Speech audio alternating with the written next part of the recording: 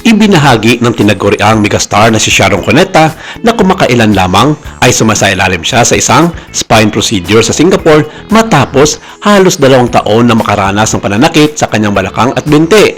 Ayon kay Sharon, matagal na niyang dinadala ang nararamdamang sakit na unti-unting nakaapekto sa kanyang araw-araw na gawain. Dahil dito, nagpasya siyang kumonsulta at sumailalim sa isang special na procedure upang matukoy at maagapan ang pinagmula ng sakit.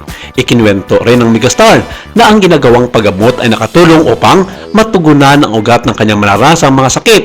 Sa kasalukuyan, patuloy siyang nagpapagaling at nagpapahinga habang unti-unting bumabalik ang kanyang lakas. Nagpapasalamat din siya sa mga doktor at sa mga taong patuloy nang nagdarasal at sumusuporta sa kanya sa panahong pinagdaraanan niya ang prosesong ito ng pagaling. Dagdag pa rito, sinabi ni Ate Shawe na tanda na, usay na ito ng pagiging matanda o senior citizen. At sa kabila nito, nagpapasalamat siya na lahat ng kanyang mga anak ay nasa mabuti ng kalagayan sa kanilang mga napiling profesyon, maliban na lamang sa kanilang bunso at adopted na bata na si Miguel Pangilinan na sa kasalukuyan ay nag-aaral ng grade 7. Napatid rin ng megastar ang tungkol sa kanyang mga naipundar sa showbiz ilang dekada na ang nakakalipas na nagbigay sa kanya ng mga karangyaan sa buhay kumpara sa ibang mga bituin. Sa isang artikulo na inilathala ng isang kilalang showbiz news portal online, sinabi dito na matagal na umanong na isaayos ang mga kayamanan ni megastar sa kanyang mga pinagpaguran sa kanyang 5 dekada na pagtatrabaho sa showbiz. Dagdag pa sa sabing artikulo na halos majority at malaking parte nito ay napunta sa kanyang panganay na anak na si Casey Concepcion.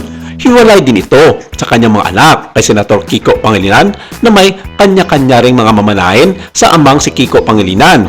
Hindi maipaliwanag ng nasabing artikulo kung bakit ganun na lamang ang pagpapasya ni megastar sa kanyang mga nasabing kayamanan na mapupunta ang halos lahat ng mga ito sa panganay na si Casey Concepcion. Ang tanong ng mga nakararami, hindi kaya nagrereklamo o magrereklamo ang kanyang asawang si Senator Kiko Pangilinan, gayong parang hindi naman fair si Ate Shawe sa kanyang mga ipapamanang mga ari-arian sa kanilang mga anak.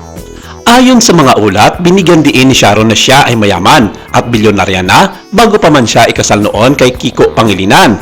Ang kanyang kayamanan ay nagmula sa kanyang matagumpay na karera sa pelikula, sa telebisyon, musika at iba't ibang pang mga investment. Sa kabila ng kanyang yaman, binigyan diin ni Sharon na hindi ito ang pinakamalaga at mas malaga sa ngayon ang pagiging malusog at ang kanyang pamilya. Itinuturing niya ang tunay na kayamanan ang mga personal na alala tulad ng mga ngipin ng kanyang panganay na anak na si Casey Concepcion na bagay namang tama ang hula ng mga nakararami na dito nga mapupunta ang lahat ng kanyang mga pinagpaguran sa showbiz. Ang kanyang status bilang isa sa pinakamayaman at pinakamatagumpay na artista sa bansa ay patuloy na pinag-uusapan sa social media.